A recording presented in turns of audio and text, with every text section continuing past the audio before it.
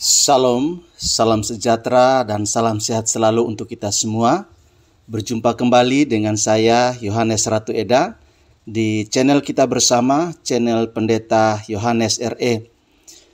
Pada kesempatan pagi hari ini saya akan membagikan kebenaran firman Tuhan untuk kita semua. Namun sebelumnya mari kita berdoa terlebih dahulu, mohon pimpinan Roh Kudus. Kita berdoa. Bapa di sorga, kami bersyukur untuk anugerah Tuhan buat kami sepanjang malam. Engkau menyertai, melindungi, dan memberkati kami Tuhan. Dan pagi hari ini kami boleh bangun yang tubuh yang segar, kekuatan yang baru, nafas hidup yang masih Tuhan berikan bagi kami. Kami bersyukur buat kesempatan hari ini, di mana Tuhan Engkau boleh mengizinkan kami menikmati segala berkat-Mu. Terima kasih Tuhan, kami akan membaca dan merenungkan firman-Mu. Tuhan tolong supaya kami bisa mengerti apa yang menjadi isi hati Tuhan buat kami melalui firman-Mu pada kesempatan ini. Terima kasih Tuhan, berkati kami. Dalam nama Tuhan Yesus kami berdoa. Amin. Bapak Ibu Saudara, pada kesempatan ini firman Tuhan yang akan saya bagikan buat kita semua. Saya ambil dari kitab Amsal pasal 28 ayat yang ke-14. Demikian firman Tuhan.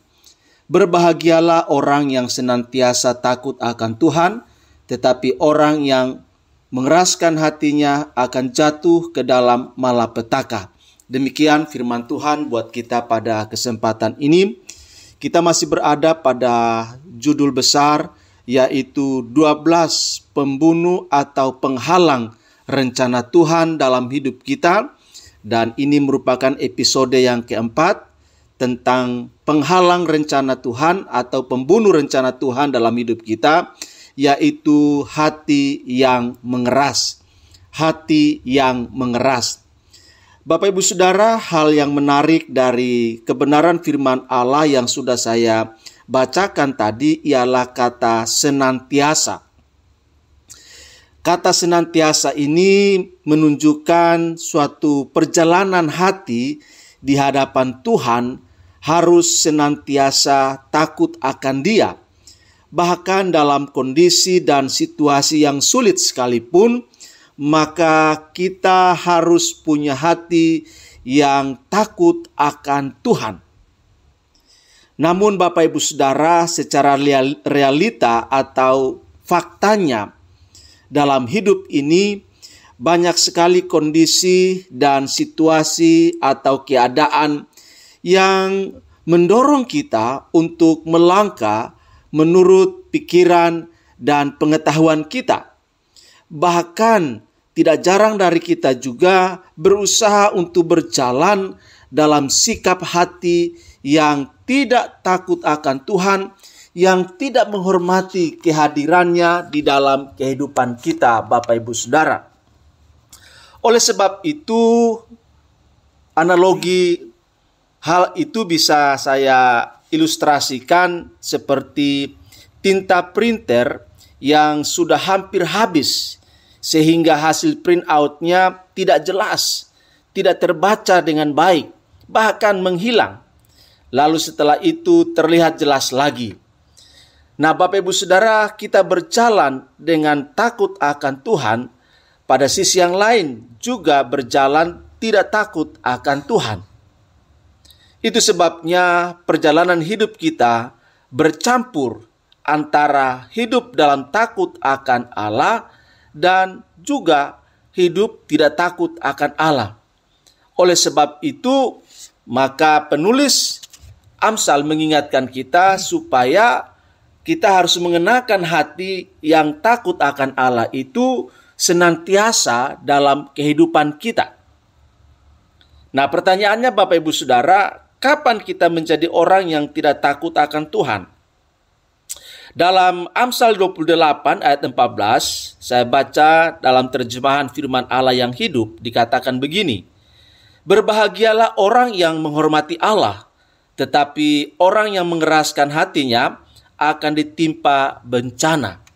Nah, Bapak Ibu Saudara, ayat ini memberikan penjelasan atau menegaskan kepada kita kapan seseorang tidak takut akan Tuhan lagi, yaitu ketika ia kehilangan hati yang menghormati Allah. Ketika hal itu terjadi, maka hati seseorang akan mengeras. Nah, Bapak Ibu Saudara, dalam Ibrani pasal 3 ayat 17, ayat 7 sampai ayat yang ke-19, saya tidak akan membacakan seluruh ayat-ayat tersebut, tetapi saya ingin mengajak Bapak Ibu Saudara untuk meneliti secara perlahan dari ayat 7 sampai ayat yang ke-13. Nah, ketika saya mencatat kalimat-kalimat yang berkaitan dengan hati, hal itu sangat mengejutkan dan juga mengerikan Bapak Ibu Saudara, sebab dimulai dari mengeraskan hati dan berakhir dengan kemurtadan hati. Dikatakan dalam ayat yang ke-8, janganlah keraskan hatimu. Lalu ayat yang ke-10, selalu mereka sesat hati, dan hati mereka tidak mengenal jalanku. Kemudian ayat yang ke-12, jangan terdapat seorang yang hatinya jahat dan yang hatinya tidak percaya. Oleh karena itu hatinya murtad dari Allah yang hidup. Lalu ayat yang ke-17, ayat yang ke-13, jangan ada di antara kamu yang menjadi tegar hatinya. Nah, Bapak Ibu Saudara, urutan itu dimulai dari mengeraskan hati, lalu berakhir dengan kemurtadan hati. Pertama-tama dimulai dengan mengeraskan hati, setelah mengeraskan hati, lambat laun akan sesat hati. Nah, ciri orang yang sesat hati adalah tidak mengenal jalan Allah. Nah, setelah hati sesat atau setelah sesat hati, maka hatinya mulai jahat dan tidak percaya, lalu menjadi tegar hati dan akhirnya murtad. Nah, Bapak Ibu Saudara, kita kembali pada saudara-saudara Yusuf yang merencanakan hal-hal yang jahat terhadap adik mereka, yaitu Yusuf. Kita bisa membaca dalam Kejadian 37 ayat yang ke-18 sampai 20. Terlihat dari ayat-ayat tersebut, Bapak Ibu Saudara, bahwa ada niat jahat dari saudara-saudara Yusuf berkaitan dengan mimpi ilahi yang membuat mereka semakin iri terhadap Yusuf. Dikatakan dalam Kejadian 37 ayat 23 sampai 24, baru saja Yusuf sampai kepada saudara-saudaranya, mereka pun menanggalkan jubah Yusuf, jubah maha indah yang dipakainya itu, dan mereka membawa dia dan melemparkan dia ke dalam sumur. Sumur itu kosong, tidak berair. Nah, Bapak Ibu Saudara, setelah itu kita tahu bahwa Yusuf dijual sebagai budak dengan harga di bawah pasaran, yaitu 20 sikal perak. Ini benar-benar sebuah penghinaan yang sangat merendahkan Yusuf. Nah, apakah dugaan mereka benar kalau hati Yusuf akan menghitam dan beracun atas semua perbuatan jahat saudara-saudaranya? Belum tentu. Realitanya, faktanya, kenyataannya, mereka salah menduga. Hati Yusuf tidak mengeras, tidak terkontaminasi, dan tidak dipenuhi sampah di dalam hatinya. Benar-benar di luar dugaan siapapun, termasuk kita, Bapak Ibu Saudara. Ternyata ada orang yang mengalami banyak peristiwa yang menyakitkan dan berusaha membuat busuk hati dan hidupnya. Tetapi semua yang dialaminya itu tidak membuatnya membusuk. Yusuf bukanlah orang atau tipe orang yang beracun, Bapak Ibu Saudara. Kalau kita perhatikan, banyak orang di komunitas tubuh Kristus tampak orang-orang yang beracun, yang suka meracuni dan menebarkan racun, serta membuat banyak orang keracunan. Sekalipun penampilan mereka sangat agamawi, penampilan mereka sangat rohani, bahkan juga super rohani. Nah, Bapak Ibu Saudara, masalah terbesar dari mereka ini karena kekerasan hati mereka. Hal mudah untuk mengenali orang yang beracun adalah mereka tidak berbuah, dan kalaupun mereka berbuah, buahnya itu tidak baik. Mereka juga akan semakin lemah secara rohani. Mereka yang lemah secara rohani itu terlihat dari kemunduran dan penurunan kualitas rohaninya. Hal itu berarti terjadi penumpulan yang membuat susut dan surut.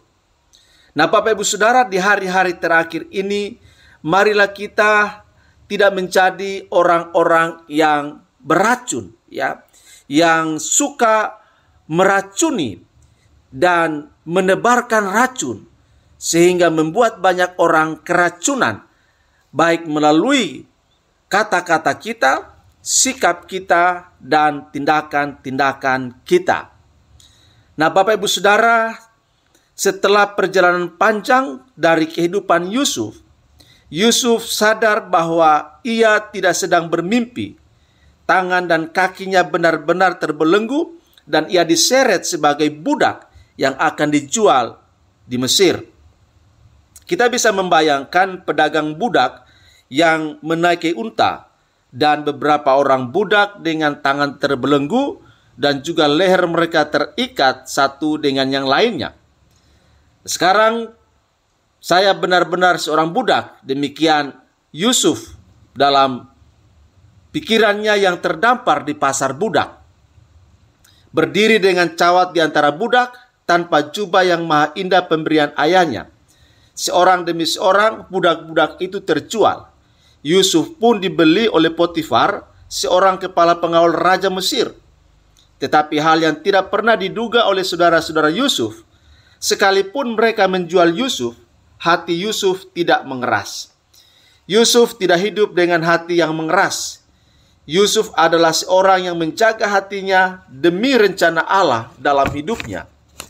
Yusuf bukan seperti kebanyakan orang yang hatinya dipenuhi oleh sampah, berupa kekesalan, kekecewaan, kemarahan, kebencian, dan kepahitan. Yusuf seorang yang lembut hati di hadapan Allah. Apapun kondisi yang dialami Yusuf, bahkan kondisi yang terburuk sekalipun, Yusuf bukanlah tipe orang yang beracun. Yusuf bukanlah orang yang menghitam hatinya, dan Yusuf juga bukanlah orang yang kepahitan. Tetapi Yusuf adalah pribadi yang mempertahankan kualitas dan kelembutan hati yang murni di hadapan Allah, Sang Penyelenggara hidupnya. Nah, Bapak Ibu Saudara, marilah kita juga menjadi pribadi-pribadi seperti Yusuf, yang walaupun kita mengalami kondisi yang tidak seperti yang kita inginkan, dalam kondisi terburuk sekalipun, kondisi yang menyakitkan, yang memahitkan sekalipun, biarlah kita menjadi Yusuf masa kini yang bukanlah menjadi orang yang beracun, bukanlah orang yang menghitam hatinya, dan bukanlah orang yang kepahitan serta menyimpan dendam. Tetapi biarlah kita menjadi pribadi-pribadi yang terus berusaha untuk menjaga kemurnian, ketulusan, kebersihan hati kita di hadapan melalui sikap, kata-kata, perbuatan yang boleh menjadi berkat bagi sesama kami. Terima kasih Tuhan, tolong kami supaya dalam situasi apapun dalam hidup kami, bahkan situasi terburuk sekalipun, kami tetap menjadi orang yang mudah untuk mengampuni, mudah untuk memaafkan orang-orang lain yang menyakiti kami. Terima kasih Tuhan, terpuji nama-Mu. Dalam nama Tuhan Yesus kami berdoa dan bersyukur. Amin. Demikian Bapak Ibu Saudara firman Tuhan buat kita pada kesempatan ini. Sampai bertemu dalam renungan selanjutnya. Tuhan Yesus berkati dan salam untuk kita semua. Amin.